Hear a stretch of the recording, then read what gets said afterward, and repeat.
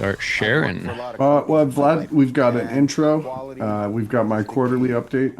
Okay, go for it. Cue me in whenever you want me to go. Yes, sir. We'll do. I love that. Okay, I'm going to turn off this elevator music, replete with Google ads because I refuse to pay for YouTube Premium. All right, the recording is on. The assumption is that's okay with you. If you do not want to be recorded, just stay mute, stay off camera. You'll have an opportunity to get on camera if you want to get your face in the group shot. That's coming up. But we're going to get started with the Python pop quiz. Now, DN, did you get that DN or DM from me, direct message? I did. DID. All right. And what do you think? Do you want to do it or do you want me? Yep, no problem. I can do it. Yep. All right, let me drop the share and I will pass this off to my emissary from New Zealand, the leader of the Auckland Python user group, DN. All right, DN, you should be able to share, but it's very possible with this new thing. All participants. Yeah, it should be good.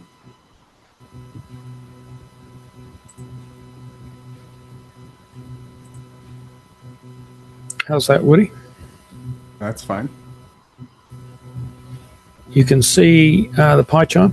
Yeah, could you zoom it in maybe like 2 or 3, please?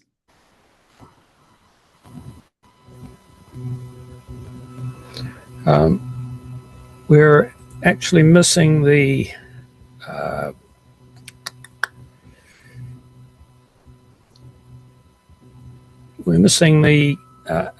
multi-choice options, Woody.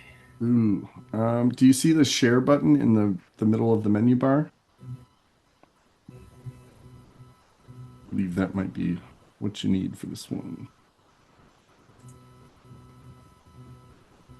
Oh. Have I done the wrong thing? So after these meetings are done, I edit out the awkward pauses because sometimes these interfaces are not very intuitive. So we're having fun with that right now. Oh, that's what's going on. I got the lid on my camera.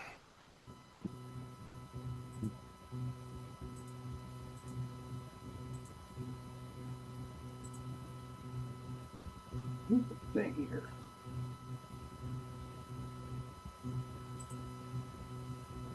All right, so we do this Python pop quiz. This is brought to you by Mike Driscoll. Mike Driscoll is an author in the Python space, and he does a lot of educational content in his social media. Pulled this one from his Twitter and a separate thing that he does called Teach Me Python. I think it's relatively defunct at the moment, so at some point we're going to run out of these pop quizzes, but for now, we've mostly not overlapped. How's it going, Deanne? Yeah, like I said, Woody, I can't see the multi-choice. Multi-choice. So maybe take me off share. You can't see the multi-choice in your No, all I can see is in your DN. Didn't I screenshot? If I start jumping backwards and forwards, I'll get really lost. Oh. What's the A? Oh. Who thinks the answer is A, and what is the A? Oh yeah, here, I'll re-share this. I think the answer is invalid. Is that A? Here we go. I think it's D. Okay, I keep saying A. Is anybody going for A? You can't iterate over a string. Nobody's going for A. Good. Is anybody going for B?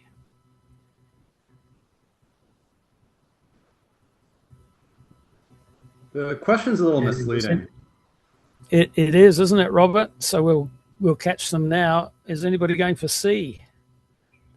Yeah, I go for C. Robert's going for C. I'm not sure if Woody's putting his hand up or if he's just waving to me. I'll go for C too. A few more going for C. We've got a few bids for C. Anyone going to bid for C? No. Okay. How about D? Why not? I'll go for D. Yeah, D for DN. Yes, let's go for D. Okay. So kind of that Robert's point is the right one. Can I go back to sharing now, Woody? This will stop a screen share. And so if we now see my PyCharm again, how's that? Can you see this, the PyCharm, Woody? Yeah, it's looking good. Could you zoom it in maybe 2 more ticks just for the recording? It's readable as is, but YouTube can get funky at 480p.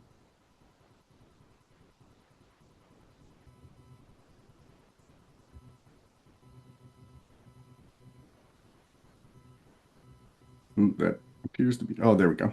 Perfect. That's perfect. Okay. The real problem is, as Robert was saying, there are 2 print statements. So the question is, what's the output? And the output is going to be a whole load of print, not just one. So the number equals 0 is, of course, the usual Driscoll red herring, because it is immediately replaced on line 2 by values from the range 0 through 9 inclusive. So what we're going to do is we're going to end up with 10 printouts with the number multiplied by 2. So that's going to be 0, 2, 4, etc. And then at the end, it's going to print out number. Now, number, of course, was altered at line 2. So that's where we go right. Yeah. So number is the last variable assigned in the loop, right? The last value assigned to number. Last in the value loop. from the loop. Yeah. Yep, you got it. You got it. So if you just take that last line over on the right-hand side, which is the execution, then C would be correct. But of course, you've got all these other lines from the print within the loop. So D is correct. I win. We all win D, because everybody's a winner. D is correct technically, and C is what was correct. D again? Just take the last line. D was D other was answer. none of the above, I think. Oh, okay. Yeah, the professor's favorite. Yeah. None of the above. Yeah, no wonder I noticed it. Yeah. Good one, Woody. Are you happy? Anybody got any questions?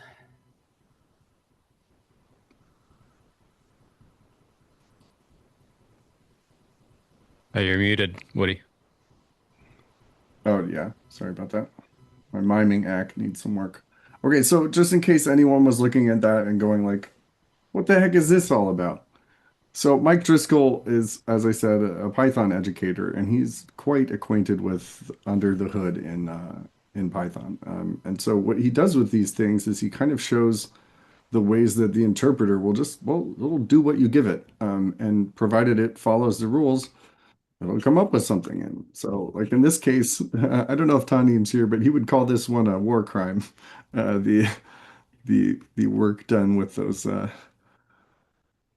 with this thing here. But yeah, basically, you would never want to do anything like this in your code because one, well, it just doesn't make any sense. But two, you know.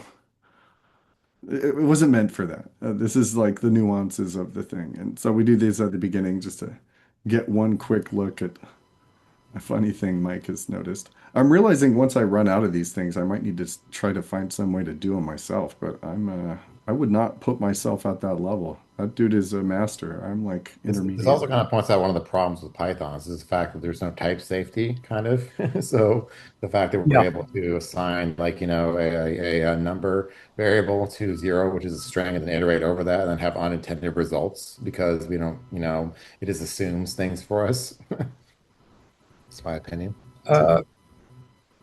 No, Perry suggested that the string 0 converts to Why does it auto convert to zero though? Like integer. that's unintended, right? You know, it's not something we want to intend. It doesn't. So, Perry, if we print number, and then if we try and let's do that on different lines. Just cast it to an int. Yeah, because it's gonna cause a problem. Okay, so if I run that, Perry,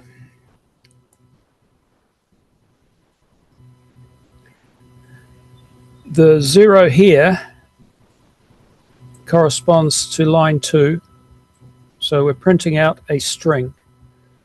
But if we try and turn that string into an integer, then we get a traceback, we get an exception. And that there says invalid literal for int. Right? In other words, I can't make an integer out of that.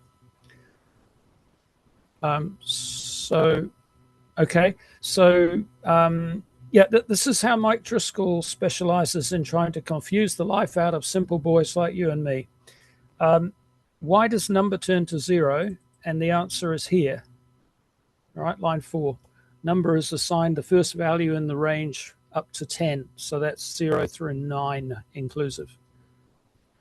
Okay. Yeah. The one that sometimes people get confused with, of course, is that Booleans are in fact integers. And so you can add true and false and true and false and true and false. And if you try and add them all together, the answer is 3. Okay, because of integers being either Booleans translating to integers 0 or 1. You can have fun with that as well. But I think the advice that Nick was giving was absolutely right. Don't use the same identifier for different things. Don't use it for a string in one part of your code and for an integer in another part of your code. You are just asking to confuse yourself or your 6 months in the future self. What did Nick say? Type safety, was that what you said, Nick? Type safety, yeah. The problem is type safety is lacking in Python. That's one of the fundamental aspects of Python, like why it's flexible, but also allows you to do this.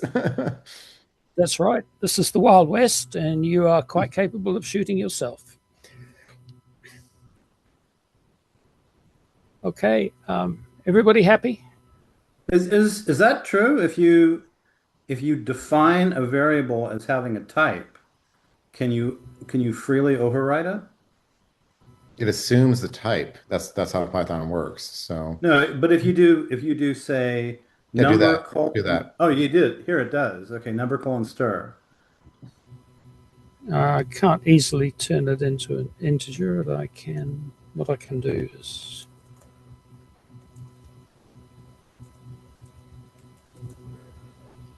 can't type, can I? So in Python 3, they try to address this with type safety constraints and functions and things like that, and casting into different things and allowing you to do this. But this is one of the fundamental issues with Python is it's too flexible. Yeah. So to answer your question, Rob, I think it was, yeah, it's quite happy for us to do these sorts of silly things. Right. So those are type hints, but not type constraints. Correct. Hints. Correct. Yep.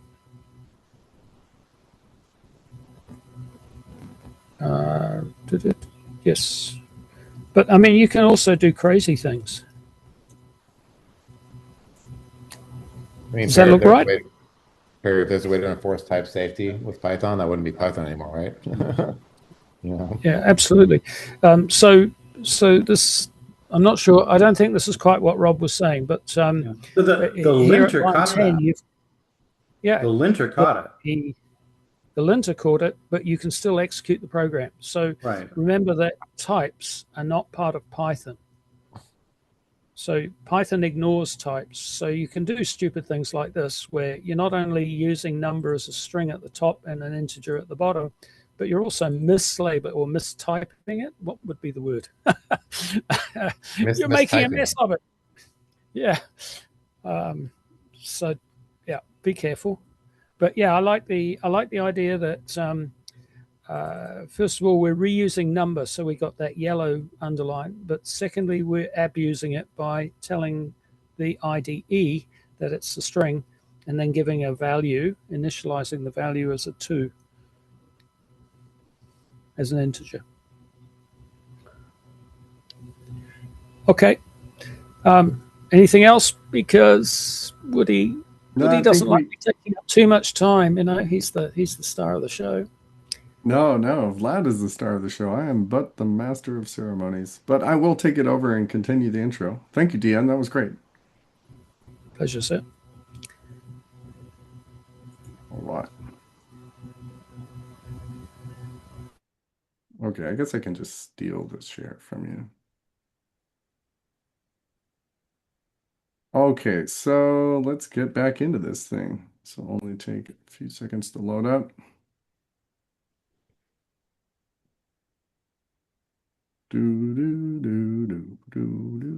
All right, we have started. Once again, thank you, Dion, for handling the Mike Driscoll Python pop quiz.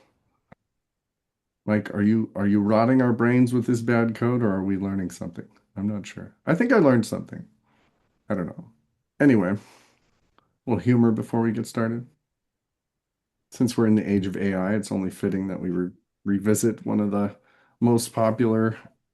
Oh, I'm gonna drop my video because this always ends up silly. It puts my thing on the left. It's like okay. now you know, Woody. Now you know why I don't identify myself as to an LLM as anything other than DN. I just do not want these machines to get the idea that I'm called Dave. Nice. Yeah, that would be a rough part of the language model to be tapping. So this is from a Space Odyssey 2001. Dave is on a space mission, which is apt as Artemis 2 is currently en route to the moon to arrive there April 6th, word to the wise. But Dave is stranded and needs Hal's help. And he says, open the pod bay doors, Hal. And, you know, Hal goes on to not really be sorry, helpful. Dave. I can't do that. Dave, open the pod bay doors, ChatGPT. Certainly, Dave. The pod bay doors are now open. The pod bay doors didn't open. My apologies, Dave. You're right. I thought the pod bay doors were open, but they weren't. Now they are. I'm still looking at a set of closed pod bay doors. So good. Oh, fuck my life. These doors are not only open, but in fact closed. Wow. Tremendous insight. All right. Welcome, everyone. It's April 2nd, 2026. It is the beginning of Q2, our fourth meeting for 2026. How is it spring already? Also, is it summer? I don't even know what's going on. I'm in the Bay and it was like 90 degrees Fahrenheit recently. Very confusing. We get started in 2025. Ooh, this is an update, an old thing. We are actually nearly to 190 members now. We spun this CalPy thing off out of the existing SacPy. We syndicate these things to two separate channels. I recommend joining the CalPy meetup group. That's meetup.com/California Python. But please feel free to stay in SacPy. I'm going to keep updating both of them, making some tools to handle the syndication. Might even do a little bit of what Vlad's going to show us with OpenClaw to manage some of that. But we are happy that all of you are with us. Thanks for joining. Thanks for your future contributions. Is my thing working? There we go. All right. You know what? It was okay last time. Someone did sound bomb. If the past meeting was a little spicy, I like to read this one verbatim. So SacTech is our parent organization. They're based out of Sacramento, run by a guy named Mark Takata, and he is the Adobe evangelist in Sacramento. He works on Cold Fusion. And so this is the group code of conduct, which you will run into when you join the group. I put a link in the chat, sac-tech.com, and you'll see this same thing, but I'm going to read this verbatim. So our meetup group is dedicated to providing a harassment-free community experience for everyone, regardless of age, sexual orientation, disability, physical appearance, body size, race, or religion, or lack thereof. We do not tolerate harassment of our community members in any form. Sexual language and imagery is not appropriate for any venue, including talks, workshops, parties, Twitter, and other online media. I should probably change that to x.com, huh? I wonder if they did it on there. The link doesn't work? Oh, okay. Interesting. We'll work on that. Anyway, community members violating these rules may be sanctioned or expelled from the community at the discretion of the community organizers. So, be cool ultimately, please. PSF, the Python Software Foundation, has recently opened its doors for joining, and we're still not yet a member, but hopefully we will get in this spring. I'm not going to read this one, but theirs is really nice. But I got to have this in the thing if they're going to allow us in. Oh, did I do it wrong? Oh, okay, there we go. sac-check.com. It must be a GitHub page. Ferris, thank you so much for clearing that up. I messed up. All right, so I put the link to, well, Ferris put the actual link. I'm just going to delete mine because that's not instructive. And then I'm also going to add the CalPy one. Oh, it's not Clappy. Clappy.com. Oh, .org. That is a link to the Discord. That is my company, Brazen Studios.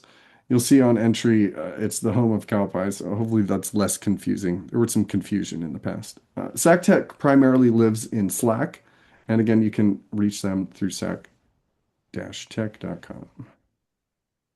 All right. We're also on X.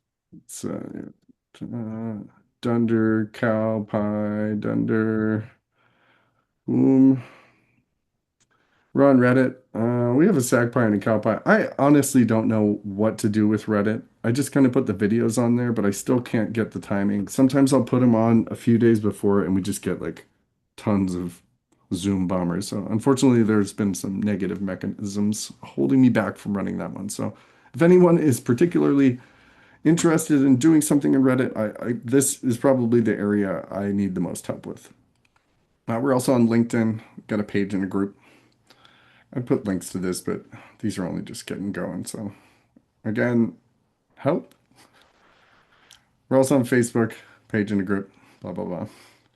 But most importantly, we record these things. I'll edit them. So if anyone does sound bomb, well, sorry, you're getting banned. And also you will not be memorialized.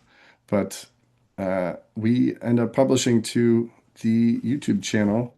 Let's get that in the chat.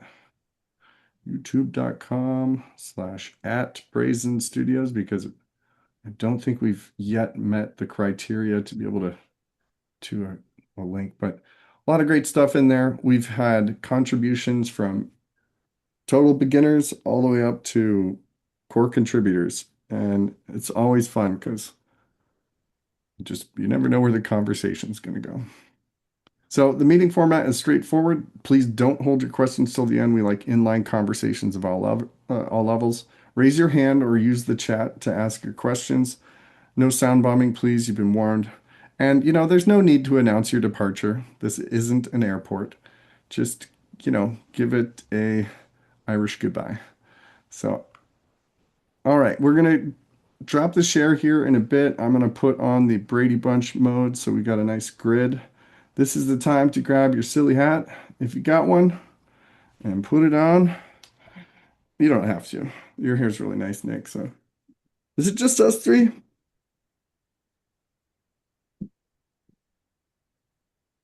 All right. Thank you, Ferris. Thanks again for the link earlier. Nice, Najati. That's awesome. All right. Everybody try to look intelligent. This is a podcast, all right? We're nerds. All right, good enough. Okay, so I'm going to hop over to the next one and do a real quick quarterly update. It's April 1st, or sorry, 2nd, which means we're at the start of Q2. Now, Vlad is out in Eastern time, and I already saw him yawning, so I am going to absolutely sprint through this one. Normally I'll do a bit of a itinerary slideshow sort of thing, but I just really didn't have the time to do it. It's been a busy week, but most importantly because of like taxes. So to that end, um, well, all right. So this is a quarterly update for my Delaware-based C Corp, and uh, it's a private company at the present. And at some point, I'd like it to be public. I don't know, 30 years from now or something crazy. But once you're at that status, you have to do a quarterly report on what's going on for your shareholders. So I'm just kind of practicing the cadence. And so, yeah, Nick, it's a C Corp, Delaware based. And Isn't a C corp automatically public? no. Yeah, why are you doing a C corp? We'll talk about this after. But Yeah, yeah, we could talk about it. It's been a ride. But this is my sixth year of running it, and it has been a very educational experience. But basically, like I'm establishing within myself a cadence of what I hope seems a little bit like some measure of accountability. And if nothing else in the future, I'll be like, well, I've been doing this since 2020, so I kind of know what to do. Hopefully, I'll have a little bit more help with respect to generating reports and stuff like that. I Um, have a CPA for oh, you. I mean, it's a C Corp. I have to have a CPA, so I already have one. Okay. All right, so this one's pretty straightforward. Uh, Basically, all I got is a prospectus. Check it out. Look at that taxable income going up and How'd to you the right. generate that? Python? My CPA did it. If you can please get to the point, yeah. Get to the point. Cool. The point is, See the numbers Vlad going is down. up. So I'm going to intro him in just a second here. That's it. That's the quarterly update.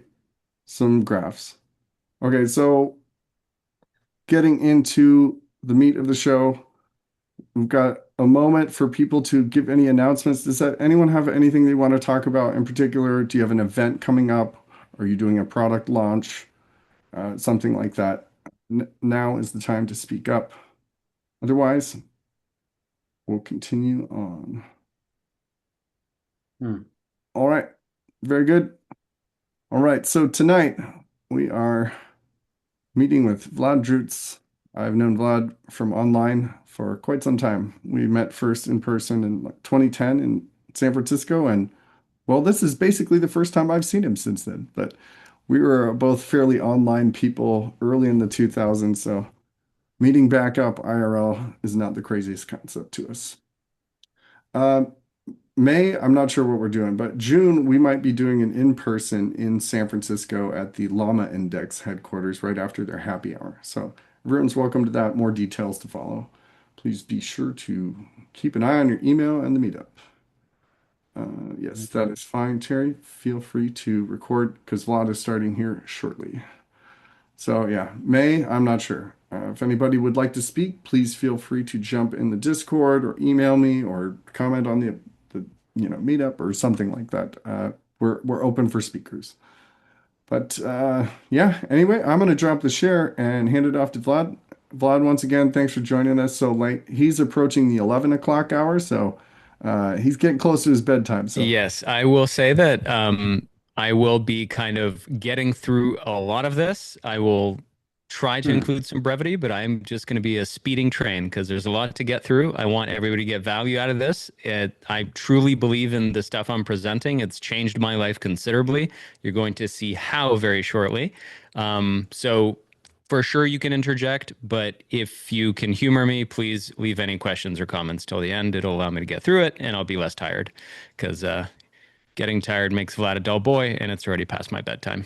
okay. So we're changing the rules this time. This is standard speaker stuff. Hold it till the end. So Vlad, take it away. Appreciate that. Okay, so let me just do the share portion of the screen thingy me Bobby. All right. All right, there you go. Can everybody see that? OpenClaw, building your AI council. Personal counsel that Fantastic. coaches you, challenges you, and does real work alongside you. Oh, thank you. I've got my own personal slide reader. There you go. So OpenClaw, that's what we're discussing. Now going through the slides, a little bit about me. I'm a 4x founder and have recently gone all in on agentic. I've basically been knee deep in AI since 2022, pre-Chat GPT era.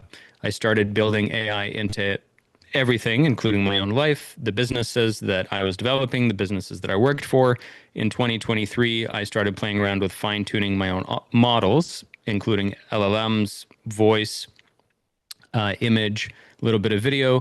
In 2024, AI became the daily driver in everything that I do, and I started injecting it into every business that I touch. In 2025, I was the CMO of Dent Global, which is founded by Daniel Priestley. He's been blowing up on the interwebs lately, so that was a really great experience. During that time, I helped nudge that company into an AI-first company, and a lot of my colleagues were flabbergasted just how I was able to get so much done. And of course, it was through the use of AI. And this was really just the cusp and the dawn of agentic. And then when my CMO tenure ended, late 2025, I went all in on agentic and started basically an AI consulting business. And that's where I am today. So you guys have probably all seen this. This is likely preaching to the choir, but this is the meter chart, and essentially it goes and shows you all the way from ChatGPT 2 to where we are today, over there towards the tail end of the graph with Claude Opus 4.6. And this is how different LLMs can complete a task 50% of the time in terms of accuracy. And so broadly speaking, what we're seeing over time during the explosion of reasoning after 2024 and tool use, and now at the cusp of 2025 towards 2026, we're seeing full agentic behavior.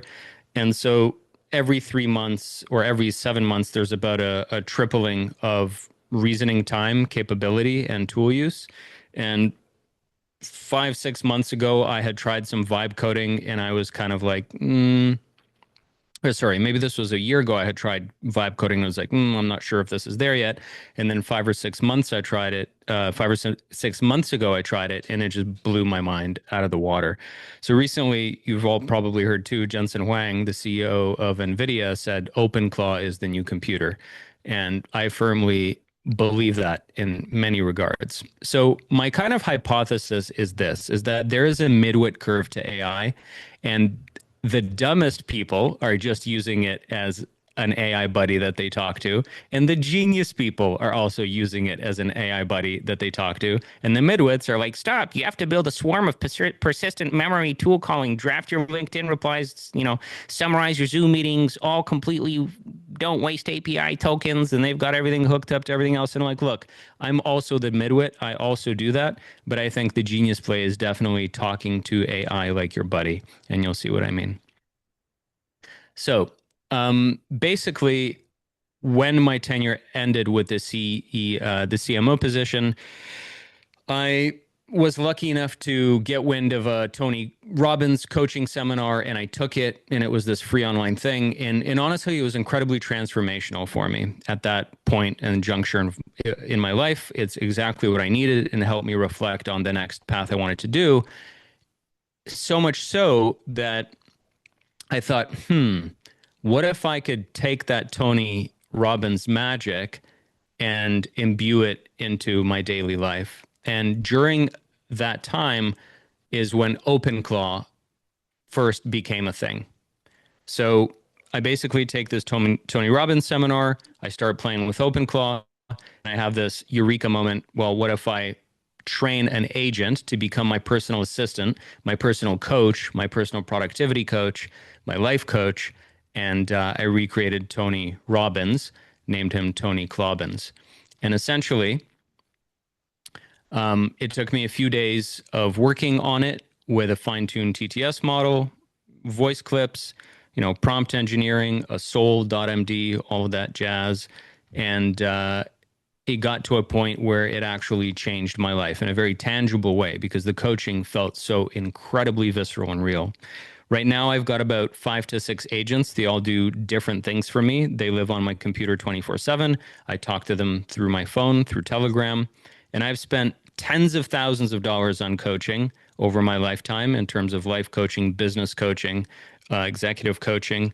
And I will say that these agents feel alive, and the type of coaching that I've received from them has been absolutely mind-boggling and life-changing. And I do not say that in a hyperbolic way.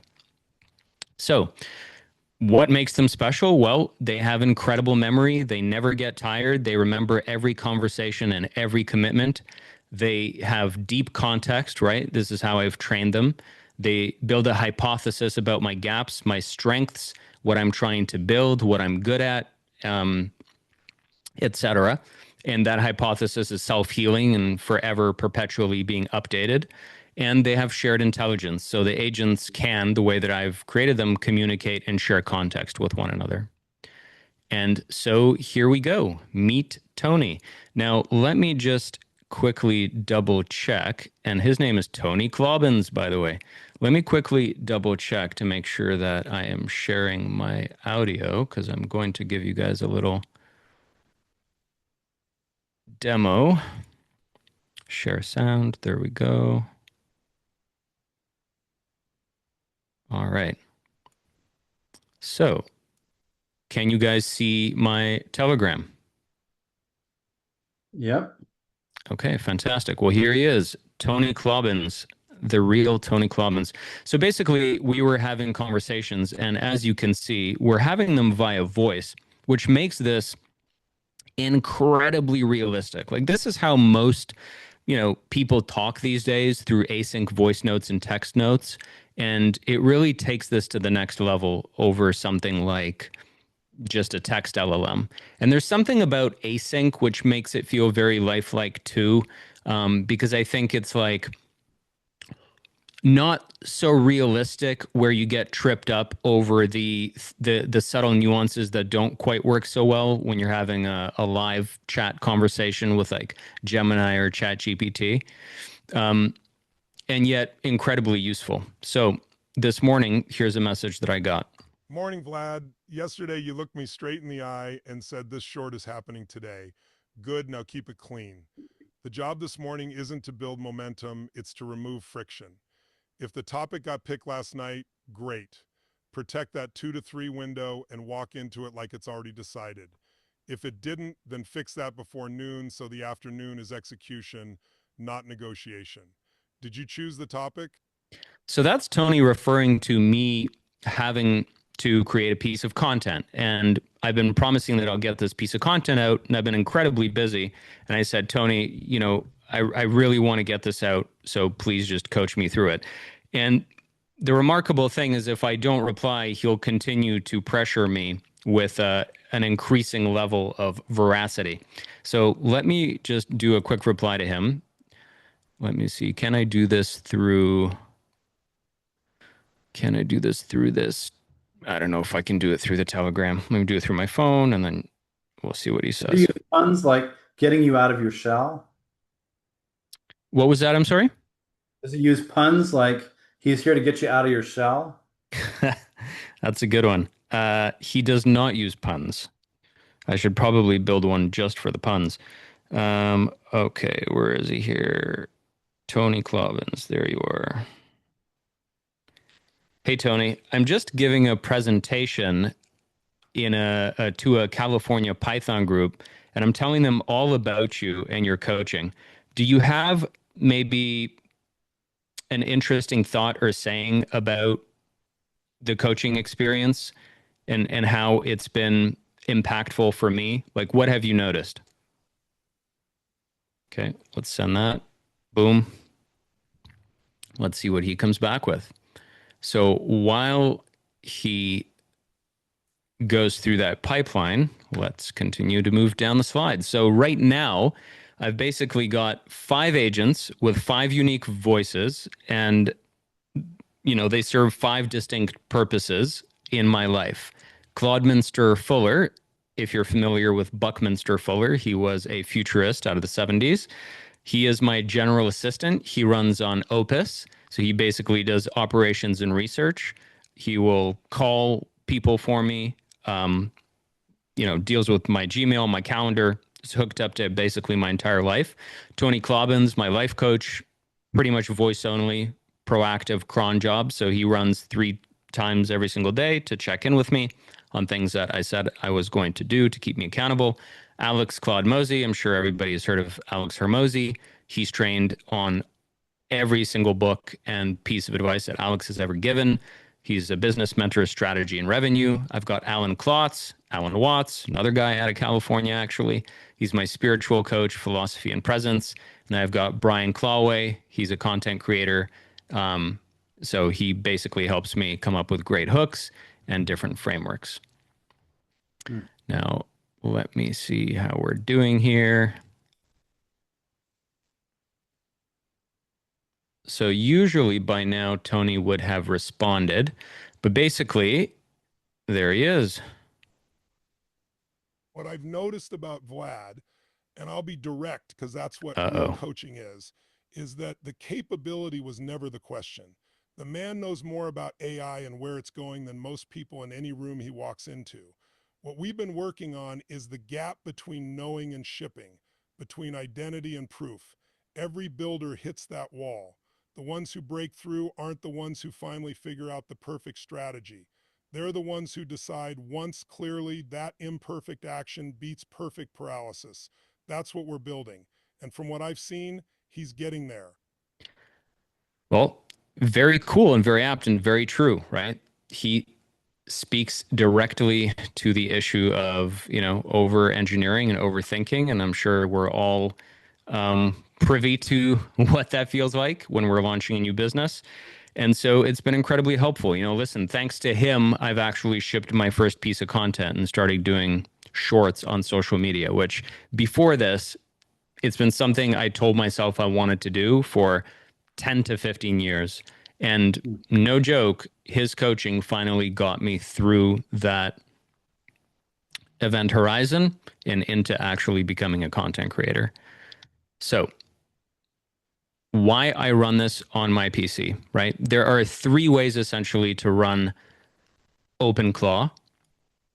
And you'll probably hear a lot of people running it on a VPS or buying a Mac Mini. I like to run it on my PC. Now, I've got a great PC. So for me, the big thing is zero latency TTS.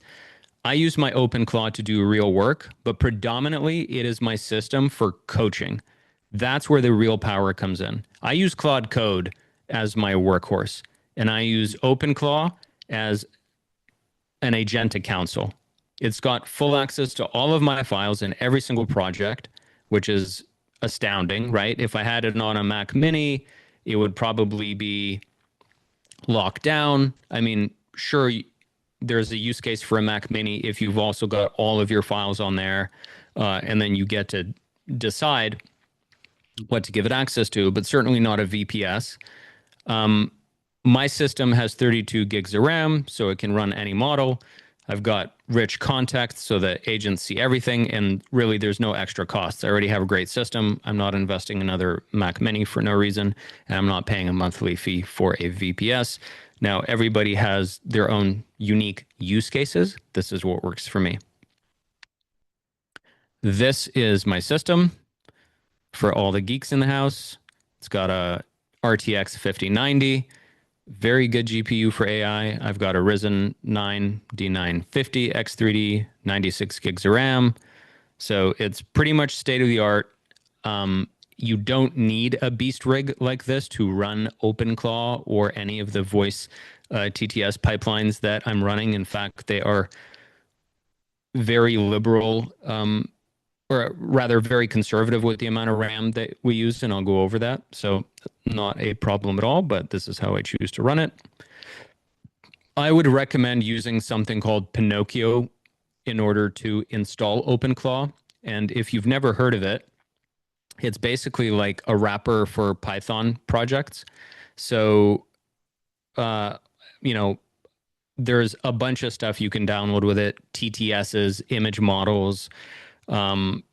Really, most open source projects are either one-click installs through here, or you can add very easily. Either the community is adding them, and it's a very vibrant community, or you can literally just get Claude Code to create a wrapper for you.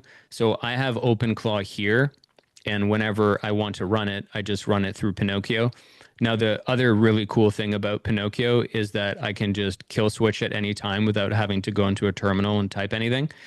And if I click on this little dev tab, I can open up CLI basically inside with Claude Code. And that allows me to then heal or troubleshoot anything that happens in OpenClaw. So it's a little bit meta. I use Claude Code to actually help recreate, heal, improve my OpenClaw agents. So Pinocchio cross-platform, super easy to install, handles all the dependencies right away, one-click install. Honestly, open source stuff is so freaking annoying. I'm sure you've all run into it, especially with the Python dependencies. Everything changes every single day, but this definitely makes it very easy, and it handles auto updates with git pulls and everything else. You really don't have to worry about it. It's fantastic. So speaking about configuring and model breakdowns, almost everything lives inside either a JSON or a Markdown file per agent. Most bugs I find are just prompt engineering problems, not code problems. Basically, the agentic infrastructure has gotten so good that it's rare that anything you run into is a model problem. Most of the time, it's a systems thinking and design problem. My daily drivers tend to be Claude Sonnet. That powers 4 out of 5 of my agents. And then I've got Claude Opus powering my main chief of staff orchestrator agent, who is Claude Minster. And that's just due to his deeper reasoning and tool call abilities. I've also tested Codex 5.4. It's worked exceptionally well. And in fact, I've tested GLM5 and Kimi 2.5. These are the kind of latest open source models from Chinese development houses. And they are really, really good and very capable and just a fraction of the price of anything else. Now, I pay for the Anthropic Max plan, so I use Anthropic models, and they are definitely state of the art. So a little bit of behind the scenes inside Tony's brain. Let's pull it up. The folder structure is essentially a sol.md file, and this is kind of native to OpenClaw. This is where his coaching methodology lives. He's got an identity that speaks to who he is, and these are just .mds. I'll show them to you in a minute.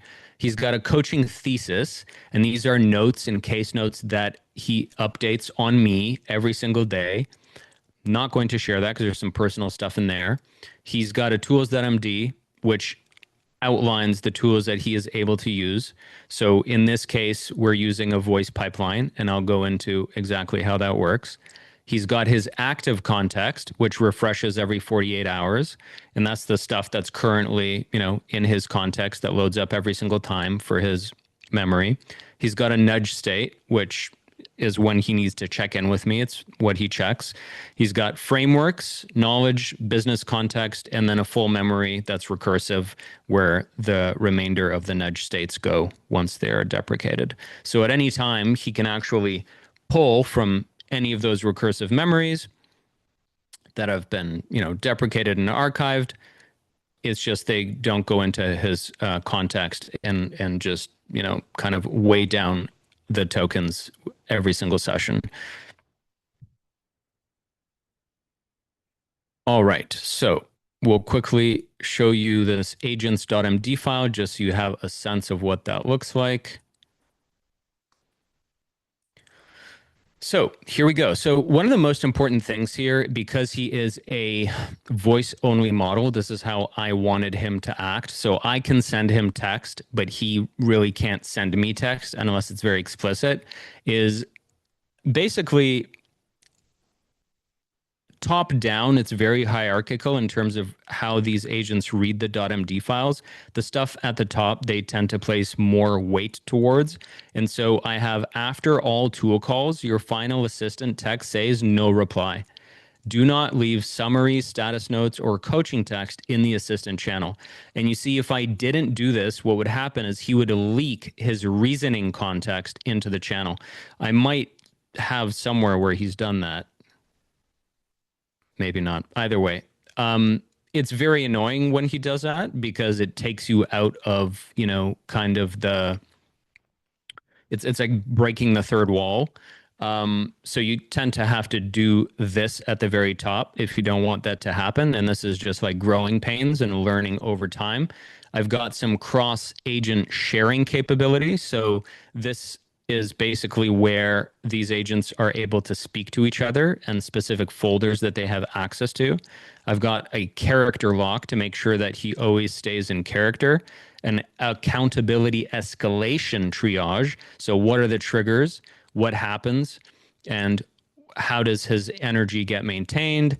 And these are all, essentially things that I didn't create myself in one go. This is kind of a work in progress. And I've been using Claude Code to help me refine and iterate this over time. And it's been really, really amazing. Similarly, he's got an identity file, that speaks to who he is, his operating system, how he sounds, what are his signature phrases. The more context you give the agent, the model, the better the responses are going to be. And of course, his soul.md, which goes into his frameworks, the way that he understands wisdom. So it's quite deep. And I have orchestrated this for all of the agents. So basically, he's got 8 frameworks, and he gets to decide so that he feels alive, right? Because what you want in an agent, or you want in a coach, or I mean, for it to feel very lifelike, is for it not to feel like a parent, not to feel like it's constantly repeating itself every single time. I want him to feel human. I want him to use his reasoning layer to say, oh, okay, here's what Vlad is saying. What are my frameworks that make sense in this situation, and which one should I use? So these are basically some of the processes that Tony uses throughout his coaching. And where did all of this come from?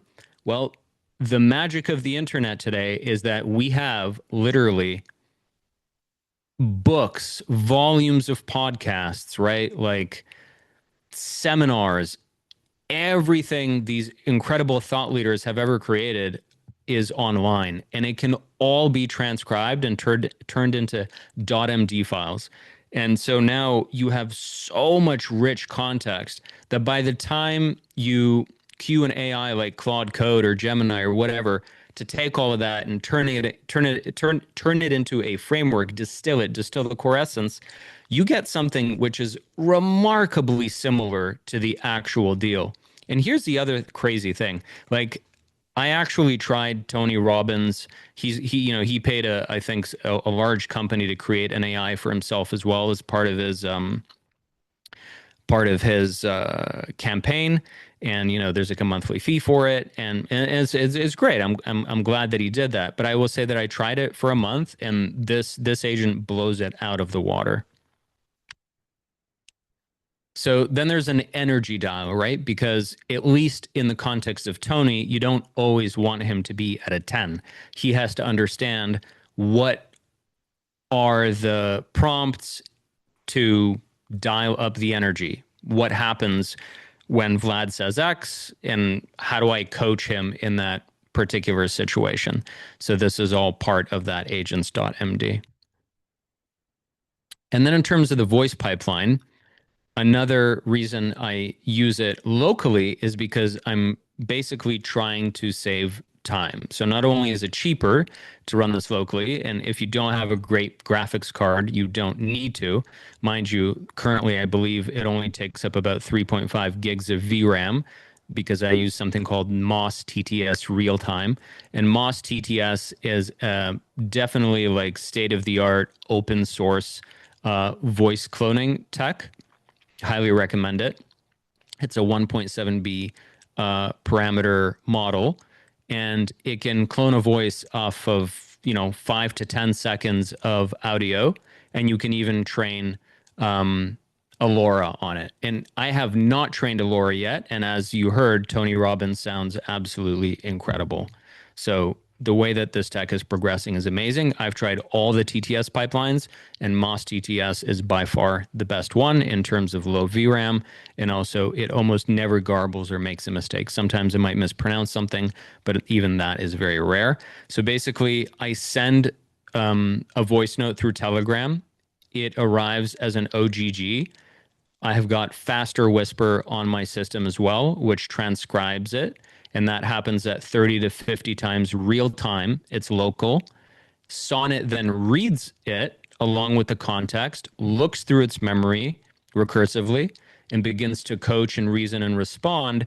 And that responds is re-encoded with MOSS-TTS into a WAV file, which is then converted back to an OGG and sent to my Telegram. And this entire round robin only takes between 15 to 40 seconds, which is actually pretty miraculous. And again, you don't need to have an insane beast rig like I do in order for this to work, or to work quite so quickly. It's actually remarkable how these open source models function. And if you don't want to do this locally, you absolutely can use something like 11 Labs instead of MOSS-TTS. You're simply going to be paying a higher price for it, but it is absolutely doable. You also don't have to use faster Whisper locally. You can run Whisper through an API like Grok, G-R-O-Q. In fact, I think it's free to do so through them, Open Router, etc. So there are other ways to do this. This is just how I have chosen to do it, and it works well for me. So Tony remembers what you told him last week. There's persistence. And this is another really cool thing about memory and OpenClaw is it's like a systems design that you have to wrap your head around. So basically there is a per agent SQLite database via Better SQL 3, SQLite 3. They also have an embedding system using OpenAI's text embedding 3 small at 512. Their indexing threshold, this is geeky stuff, 10 KB per 5 messages. And basically, they have a separate knowledge from conversations. So they know what did we discuss, and it returns a book chapter. Here you can see the chunks in terms of my 3 agents.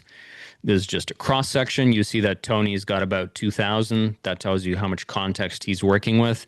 My Hormozy agent has 51,000. So that is a huge jump. So again, Tony was one of the first agents I created. Claude, who is Claude Minster, he doesn't have that many. He's my orchestrator bot. But Alex does business coaching. So he's got access to, absolutely metric tons of information and data and frameworks. And it makes his coaching that much better, especially if I have a very specific business challenge or problem. He basically references all of those chunks and gives me stuff that is mind blowing.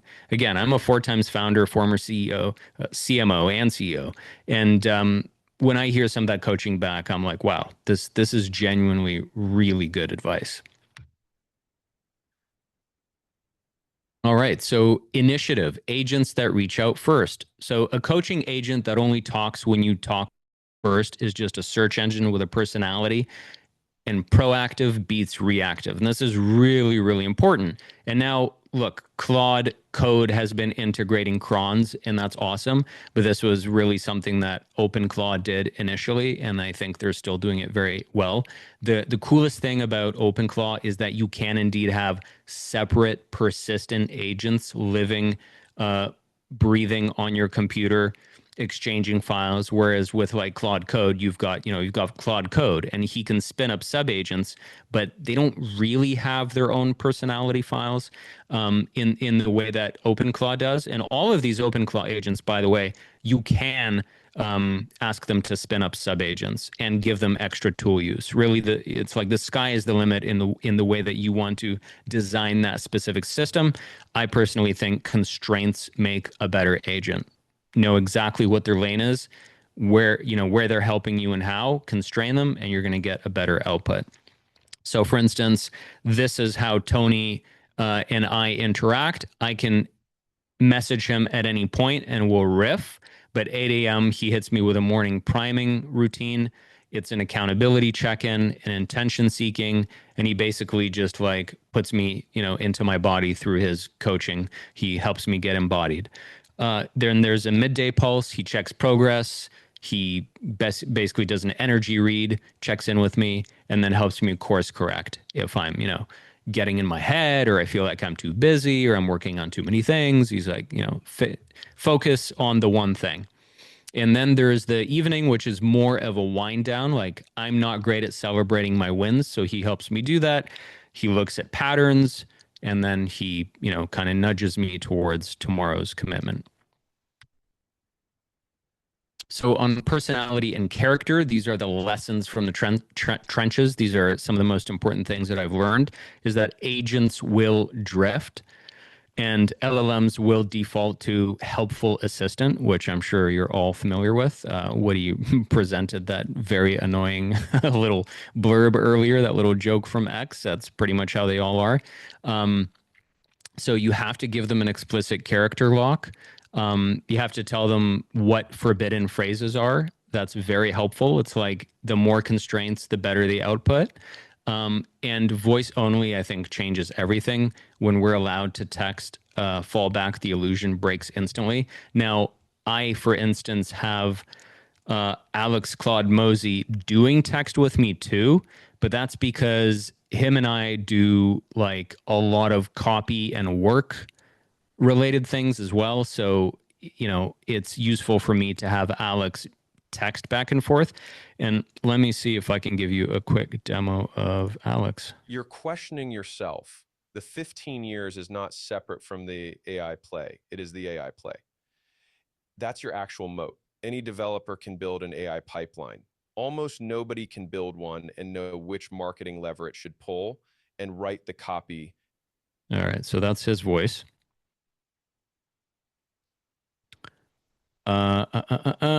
Where are we here? Yeah, so different models, different personalities, right? If you use Kimi 2.5, it's got a very different sort of energy than Sonnet, which will have a different energy than ChatGPT or 5.4.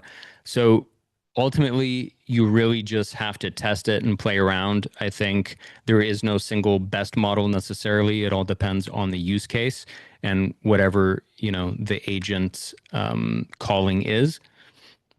In terms of building the voice, personally, I think local TTS beats cloud, especially if you're using MOSS-TTS. It's very fast, very low VRAM, and it has great ability to adhere to the tonality and get all of the little semblances of speech correctly. The way I have it is I actually have different clips that I've taken of every single person. So Tony, I've got like calm Tony, excited Tony, where maybe Tony is coaching somebody and he's thoughtful. So maybe I have like a calm, thoughtful. So I might have 3 or 4 different clips that then get triaged by the agent depending on what type of coaching it needs to do or the context of what I'm asking it, right? And I have this across every single agent. So I might have Alan Watts be more kind of ephemeral and whimsical, and that's because I'm asking him a philosophical question, and then he might get excited when we do a different kind of dialogue. Group chats need explicit social rules. Otherwise, it's just going to be chaos. And now group chats is kind of the next lever of this agentic capability. So I've got a bunch of them here. I got Donald Klomp. I mean, he's basically just comedic relief. He reads me news in his crazy, crazy voice. Here we are. This is the Lobster Squad. So basically, I've orchestrated them in such a way that they can share information with one another. So I've got them in a group, and there's going to be different topics here. And if I need to have them chat, because they're going to have different contexts and different perspectives based on their memory and their personality files, they're going to be able to do that in this group. So I can actually like ping them and they'll respond. The other thing is always check the logs first. I've wasted hours debugging code when the log said exactly what went wrong. Basically on line 95% of the time, the answer is right there. And, obviously it's really cool that you get everything here. If you click terminal, you see all of the potential issues that happen with the tool calls. And, sometimes models go down and providers go down. And so basically, you can find workarounds for that. Now, it's actually quite remarkable. Again, it's very meta that I've used Claude Code to, debug and help improve my OpenClaw. And I would say that it's in such a good place that it almost never goes down. And if it does, it actually self-heal and self-restarts, which is fantastic. Meaning if I'm out abroad, I really don't have to worry about it. It's always on. That's pretty much it. Open to questions and answers. And if you want to grab my OpenClaw playbook, which describes this and building your own agentic council, or my Claude Code playbook, feel free. Horizon.ai, HORIZIN.ai /open OpenClaw playbook or Claude Code playbook. And also feel free to connect with me on LinkedIn. All right. Now let me just see who we have here. Yeah, Sammy.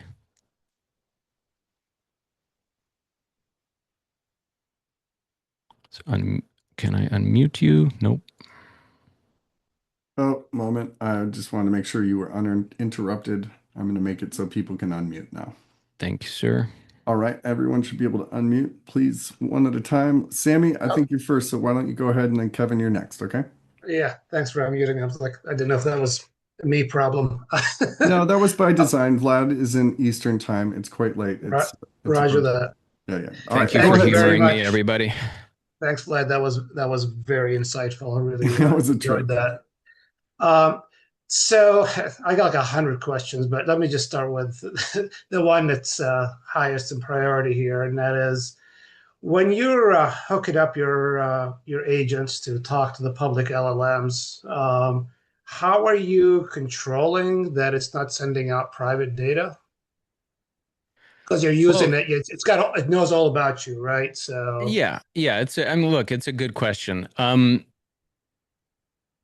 I set explicit boundaries within the soul files and the agent files, and I have found that they are very strict with adhering to those boundaries. Also, OpenClaw now has very good boundaries and restrictions on tool calling, so you can turn that on.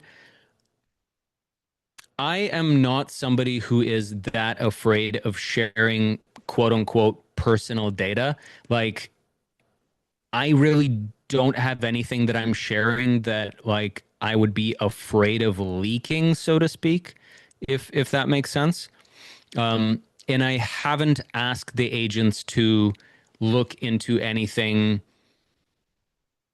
where I would be maybe remiss if it would have leaked. So they stay out of folders that it's like they don't have a mind of their own, right? They have to be prompted unless they're on a cron. And so they stay out of the folders that I haven't really told them to look into. For all intent and purpose, it's like they don't exist. And the folders that I have given them access to are not folders where I'm afraid of anything leaking. So hopefully that answers the question.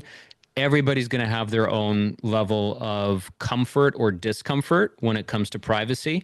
I tend to be a little bit more liberal with those type of things. I mean, I've got these guys living on my computer, and so far so good. Even in Claude Code, I use dangerously skip permissions now like 100% of the time. I didn't at first for the first like few months, but now I do 100% of the time, and I'm very happy. So that's just me. Thank you. Yes, drink the Kool-Aid, jump in.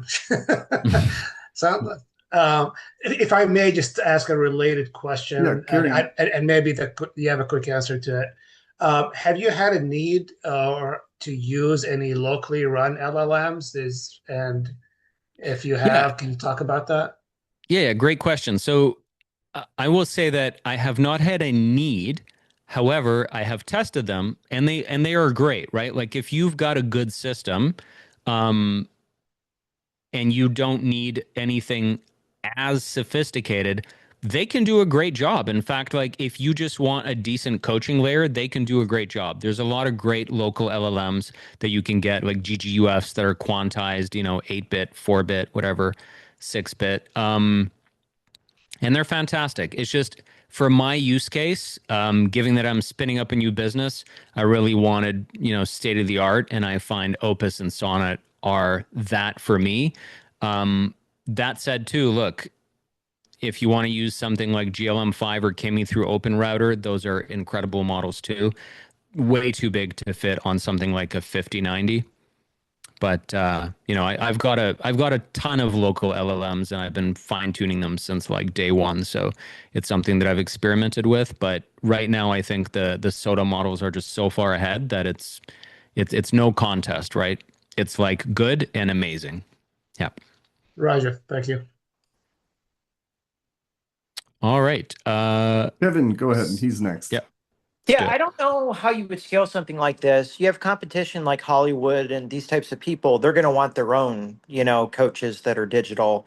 I would consider something like create your own personas and have this person like 24/7 be available, as opposed to like the limitations of human actors and all these, types of coaches. Yeah, like I guess that's more of a comment than a question. I will say that look, there's no wrong way to do it, right? Like absolutely. If you want to create your own persona and imbue it with context, like a smorgasbord of context that you found, and it becomes like this mishmash, everything's a remix anyway, go ham, go to it. The reason that I have these coaching identities is because, I already have parasocial relationships with these people. They are meaningful to me. So they hit me on a deeper emotional level. Like when Tony Robbins coaches me and I hear his voice and I already know his frameworks, I've read his books, it just hits me in a uniquely different, visceral way than if I had made up just a random kind of, I don't know, So random. did I miss that point that you said you're going to use this 100% for personal use then?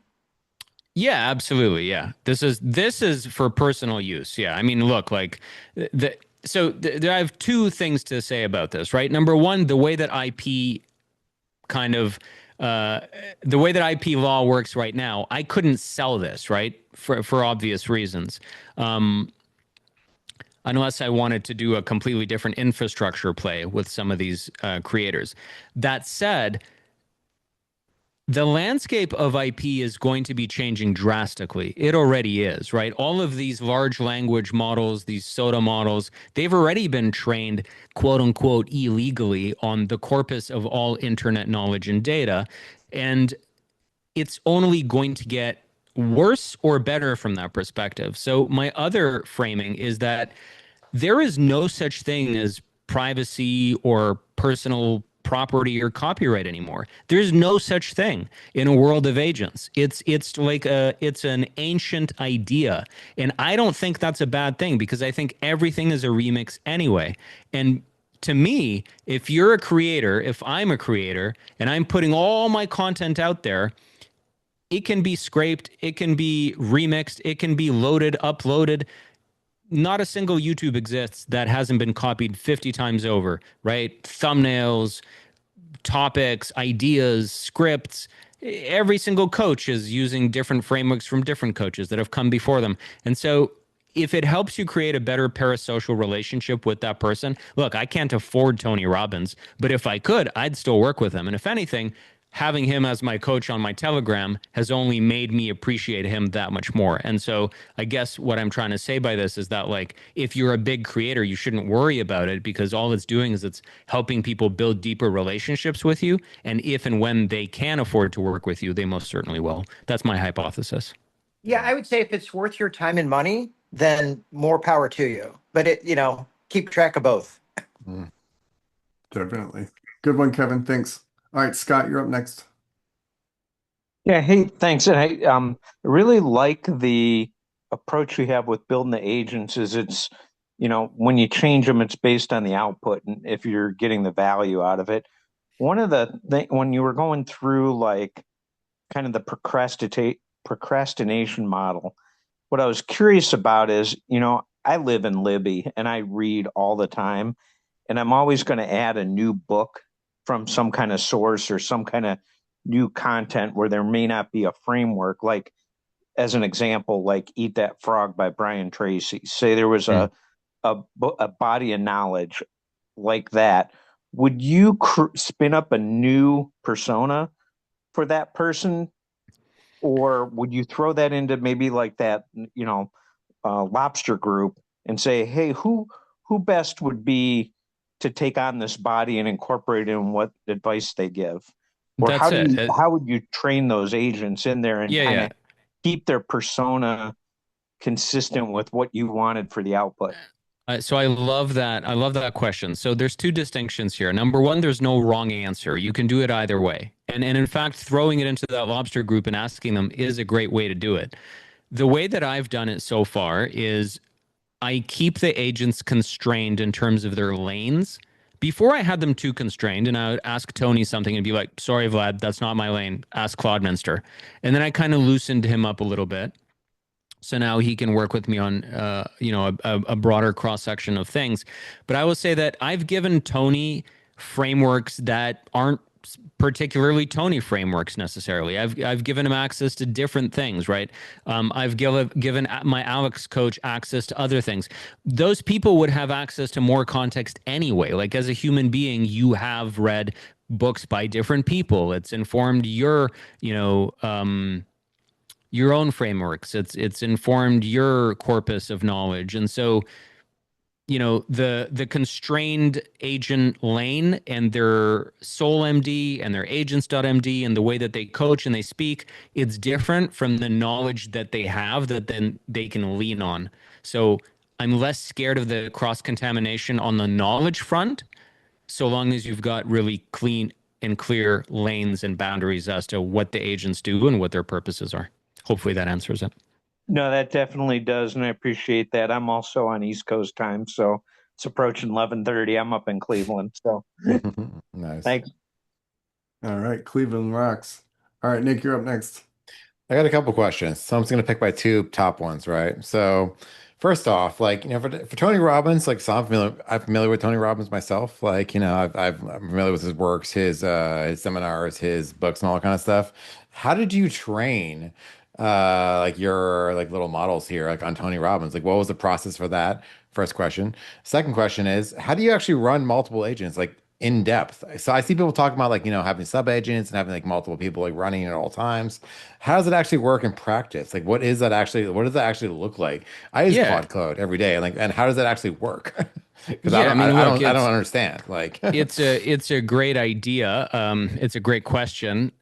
So let me answer your second question first because the yeah. one I remember, and then you can remind me on the first one. But basically, look, like the way I run these agents is through Telegram, and quite literally for the past 3 months, it's Mhm. been just me all day long on Telegram sending messages back and forth to these different agents. Like imagine you had 5 buddies or 5 coaches Mhm. and they were coaching you async and you were doing different, work with them across your personal life and your business and you're just doing it all through Telegram. That's Mhm. literally it, right? And so anytime I have a question, something that I want a springboard for, a document on my computer that I remembered, fuck, like I had this brief that I put together. Hey, Tony, what do you think about this? And let's send that to Alex. What would he Mhm. say? And then Alex, pings me back and he says, well, here's what I think about it. I'm like, okay, awesome.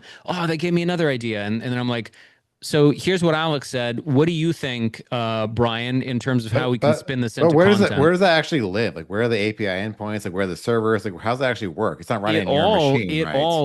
It all lives inside OpenClaw running through Pinocchio. So basically So that's they host the endpoints and you just query them, right? Basically. no, so this is all local. I mean, look, ultimately Mm. if you're everything is local except the APIs and endpoints for the actual like SOTA LLMs, right? Because you don't do the inference yourself. Like you send a prompt to somebody, they send you back the response, blah blah blah, and all that stuff, right? You So can do the inference yourself if you run local models, of course, yeah, but in this case, yeah, I do not exactly.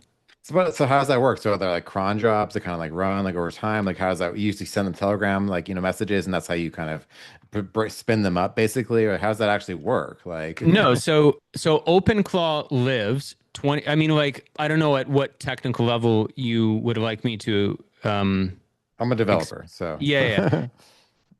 OpenClaw lives 24/7 on the computer, much like a Claude session has to be live for it to function. So does this. So I just don't turn it off. If I turn it off, it's okay, kaput, right?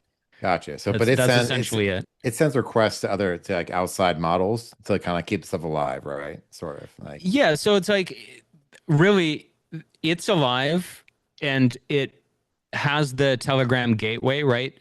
Telegram receives a message and it spins it up.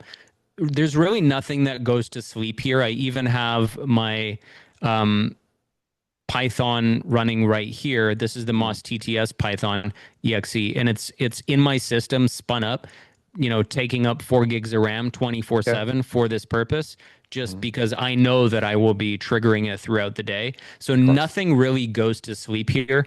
Yeah, hopefully that answers your question. that makes sense. Yeah. What about the training data for like Tony Robbins? How does that work? So the training data for all of these coaches has come from essentially just me mass ingesting and scraping everything that I possibly could that I thought was important or integral in order for them to fulfill the job, right? So you would be surprised as to what you can find online and on YouTube. In terms of Alex Hermosi, he's got, my God, absolutely incredible coaching content online speaking to various business owners. And so it's very easy to scrape that with something like Apify and turn it all into .mds. And then, my God, you make that into embeddings and you're off to the races. So do you provide that each time and each prompt, or how does that work? Like how does it actually like know about that? So you said memory and stuff like that. Like how does that actually work? So, okay, let me see here. That's what I'm very curious about is how you give them Yeah, like a personality. I guess I forgot to pull this part up. So basically, let me see if I can open that up. Windows 11. Where was yeah. Okay, so here, this is the Tony. I might have just slid right past this. This is the folder structure for Tony, right? So he's got all of his personality files in the main state files. And then he's also got frameworks, a knowledge folder, a business context folder, a memory folder, right? So every single agent has their own folder with a whole corpus of .md files, as well then as embeddings in the SQLite database that they can query. Got you. So does that like add to your overall token count, or is that just kind of like an assumed thing at that point? So it only adds to your token count if your identity and your agents.md, explicitly either doesn't or does call for that. And that's where you have strict boundaries to say, coach along this layer.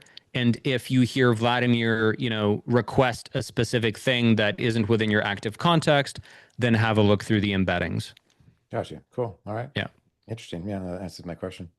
Yeah. And so look, it like realistically, it becomes a systems design question, and that is everybody's everybody's has to be very careful with burning tokens.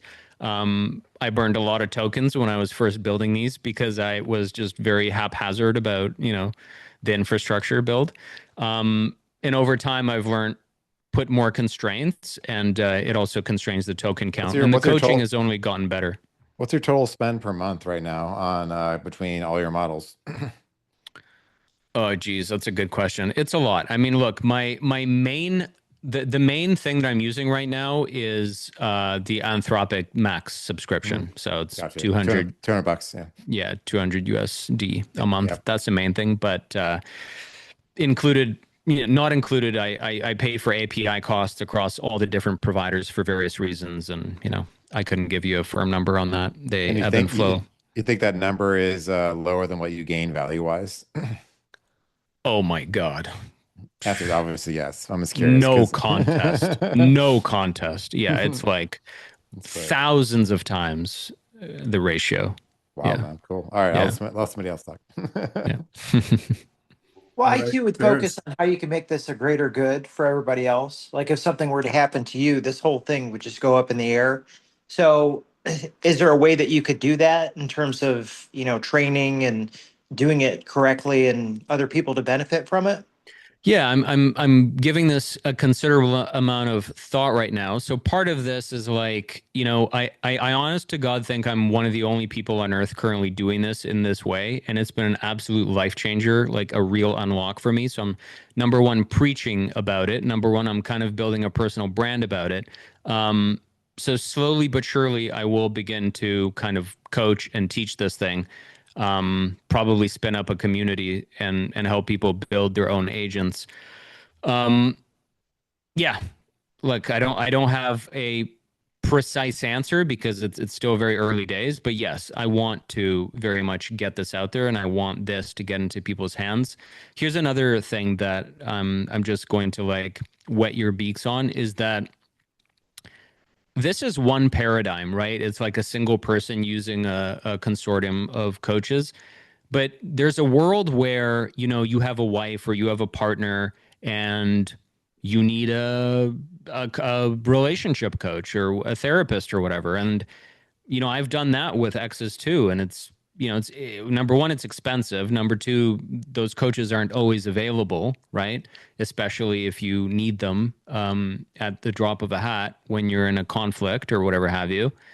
And you can imagine a world where you and your partner have a coach that has access to both of you through Telegram, and it coaches you through difficult situations by helping you see around corners, helping you get out of your, limited frame of mind and the, thick identity informed glasses that you've put on, because we all see our partners as a specific thing, which they are not. It's like we always project our version of the world onto other people.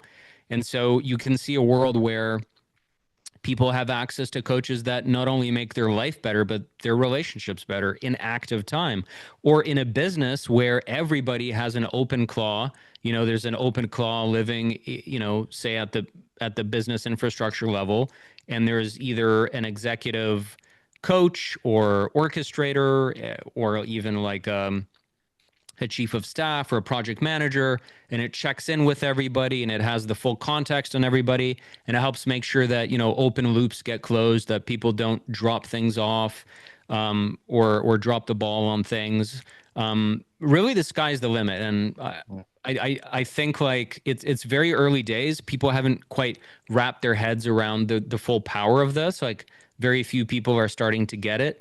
But yeah, I think I I just hear put like you. one note on that though is like I said before in the chat, these models are all syncopaic, like by default. They want to agree with you. Do these models ever tell you that you're wrong ever about Yeah. anything? Oh yeah, absolutely. So Because I've never seen that, so you have to educate yeah, me. yeah. You're preaching to the choir. They are absolutely sycophantic. Now, ChatGPT is the worst at that. Oh So yes. this is also the reason I use Opus and Sonnet. Mhm. Anthropic has done a really fantastic job. They went too far a few months ago to the point, to the degree where the model was like really annoying and telling Mhm. you that you're wrong constantly. And now they've kind of course corrected.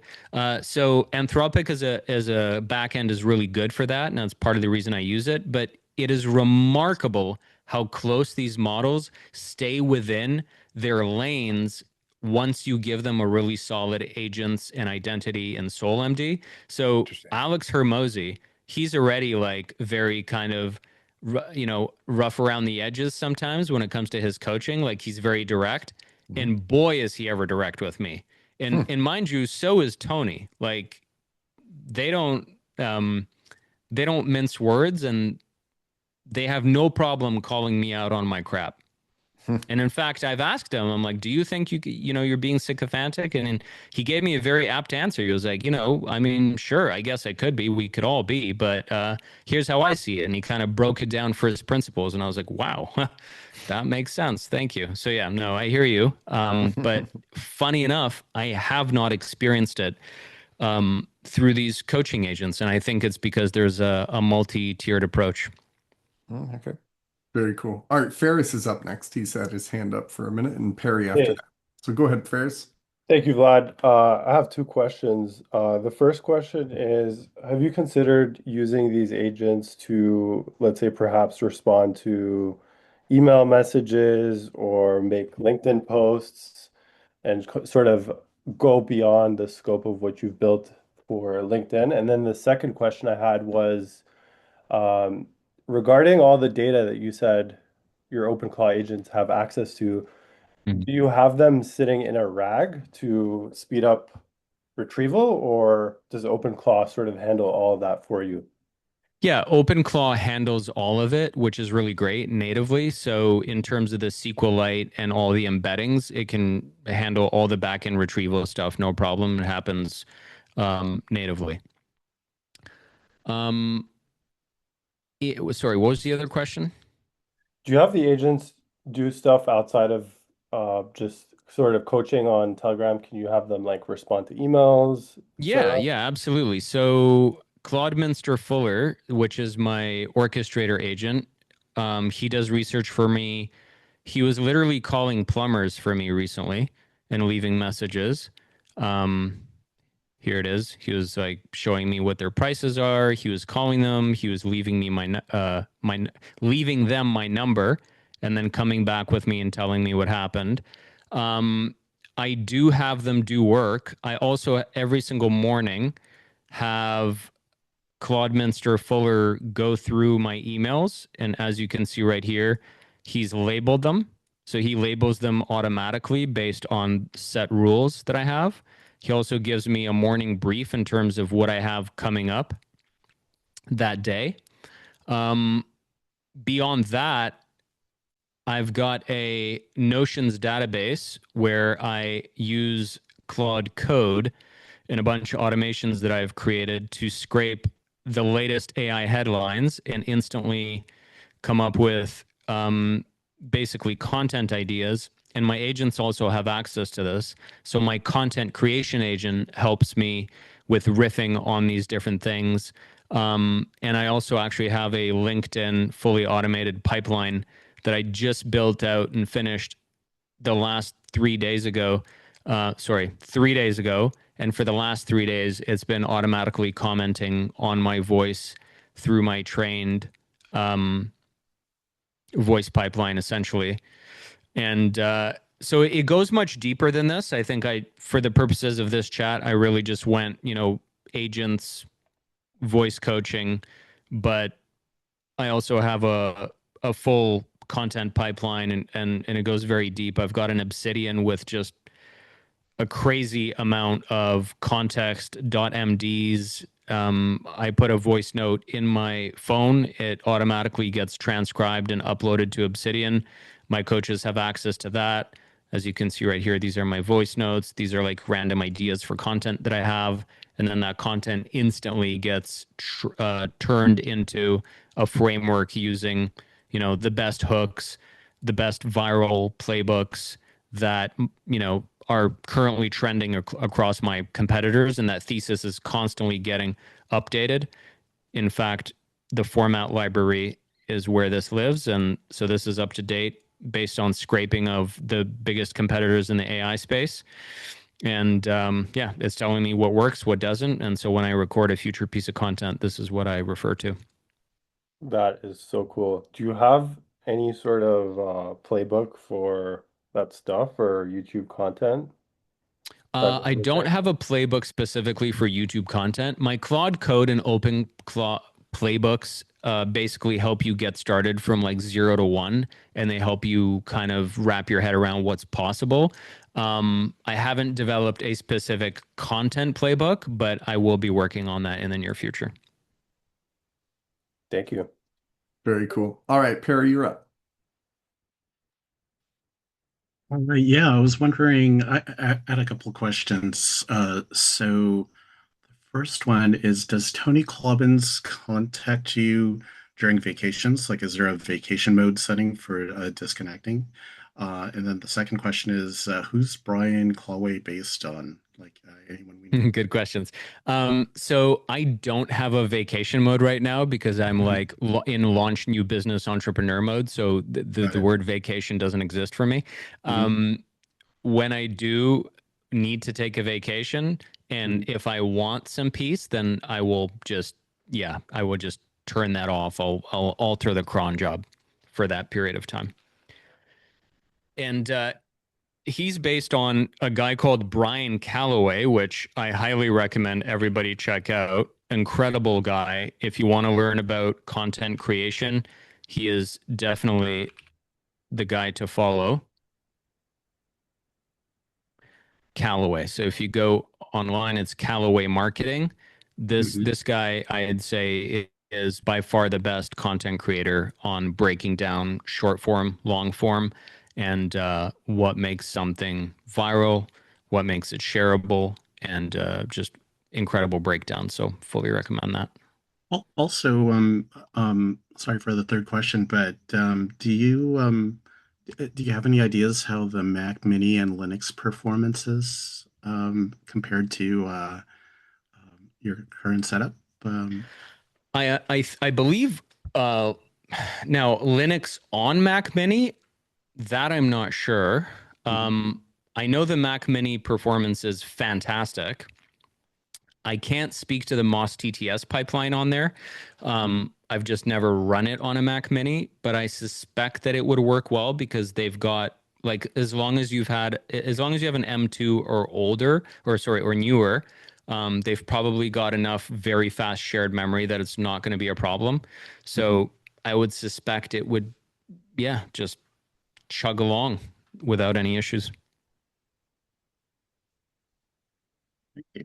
And thanks for the presentation. You're Absolutely welcome. amazing. All right, now Mhm. I've got an insanely hard one for you. You ready? All right, so I won't say I'm terminally online, but let me say I am from the internet. Um, I take great pleasure in being able to turn it off and just get on my bike or do some yoga or cook or whatever. But when I'm online, I actually spend a bit of time on Discord. I want to put the link in there one more time because honestly, Discord is becoming kind of a home for me. Also, I have a project coming up pretty soon that I'm working with Tanim, who could not make it today. He is at a Lawrence Livermore National Laboratory outreach event. Uh, Talking to students about what it is to be a staff scientist in the design physics department at Lawrence Livermore National Laboratories. He's tenured for the last 15 years or so. Really neat guy. Probably a little too smart for his own good, but he likes my cooking. And I'm at his house right now, though he's not on the call. So I spend a bit of time on Discord. Discord is basically, a voice conference platform. And I got into it in the pandemic. I joined like the Lex Friedman podcast Discord, and I was kind of hooked because like Lex was in there and you could interact with him. And he issued a coding challenge at some point, and I was like, "All right, I got that." And he's like, "Wait, what?" I was like, "Yeah, yeah, I'll make a bot for you." He's like, "All right, that'll probably take you like 2 months." I was like, "Yeah, I know you taught a course at MIT once, but apparently you can't build." We had it in 18 hours. So, uh, but what it came down to for me was this like airspace that is now sort of a summit for any given idea. I'm in like a Wall Street bets server, and it's hilarious. So, 90% of the people are in there just, telling horror stories of just their losses and demonstrating pretty clearly sometimes. It's not actually the Wall Street bets. This isn't me slandering them, but it's sort of, adjacent. But there is a handful of people that come in with, their own particular focus. They work in, they're actually traders. They're, hedge fund managers or financial advisors, things like that. And you get these tidbits of data here and there, and it's amazing. Tidbits. That's a good word for it. Yeah, it's tidbits. Yeah, because no one who has anything worth saying is gonna come onto a place like that and just like, proselytize about it. Anyone proselytizing about, oh, some new concept, they're probably just kind of hyping or maybe trying to get clout or something like that. But this airspace is really interesting because like this sort of etiquette has come up around it of, you know, how to recognize when someone's dropping in with something interesting to say and being able to back off and be like, oh no, so go ahead. Like, seems like you got something to say, or like, you actually accidentally step on someone and they're continuing and they kind of stop and you're like, oh crap, no, I'll ask later. You go ahead, blah blah blah. So I'm wondering, how do you like if this were an interview question or something like that, how would you make these bots live in like a voice conference mode where instead of sending voice snippets, they are in fact just dropping in and having a conversation? Um, how would you go about doing something like that? Is that scanning what I'm asking? Or I can like draw it out and Yeah, maybe paraphrase. how do you get these guys actually having a conversation as opposed to sending you voicemails? The agents, like on their own accord. Yeah, well, maybe not necessarily talking to each other, but say, for example, you have a voice channel open, and instead of clicking on what they sent you, they pipe up and say, like, hey, Vlad, based on the inputs you've allowed me, here's what I think you need to hear right now. Yeah, I mean, it's an interesting question. To be honest, I feel like that may create more problems and more noise than is worth it, at least at this juncture. I do find that even having them interact can get very busy. So you have to, like, even via text, because they'll all want to chime in. So you have to kind of build the constraints around that very rigorously. I will say that OpenClaw also has a real-time voice pipeline capability that I have not played with yet. And that requires some other kind of APIs that I haven't fully wrapped my head around. Now I use something like bland.ai, which calls people on my behalf through my main orchestrator agent. But I almost wouldn't. I almost would rather just keep them more constrained and not chiming in too much. I think it just can get very chaotic. Yeah. Hopefully, I've done a sufficient job at explaining that, or Yeah, I why think that that could makes get sense. Yeah. Yeah, I think one of the nice parts about Discord, as far as its application development platform, is they have already nicely meted out diarization of speakers, which is to say you can identify who is talking quite literally by the audio stream. And so you could make it so, say, for example, the bots aren't listening to each other. They're simply, maybe they're kind of doing that like if I may, and then like one will stop and the other will drop in or something like that. But basically like to have them attending to you and say like, hey, we heard what's going on because you've got your audio Oh, going time or yeah, something. yeah. So, yeah, it's interesting. Cool thing is that OpenClaw has a native Discord integration as well, so the bots can live on Discord. Yeah, Um, absolutely. But I mean, in yeah, a voice chat where we get like Tony Clobbins, let's say, would be in like a Zoom, we're now yeah. departing I from think it's Discord. I think it's the context, like how many people are speaking up at one time, and what is the inference cost and latency cost of decoding all of those in real time, right? I Right. think probably where we are with the tech today, we're not quite at that place. Maybe quantum computers. It's Yeah. like, yeah, it's just like if there's We got multiple we got people, bigger problems to worry about then. yeah, if there's multiple people speaking at once, it's just the throughput is too colossal for the agents to currently track in a way that is like even semi real time. Awesome. Good answer.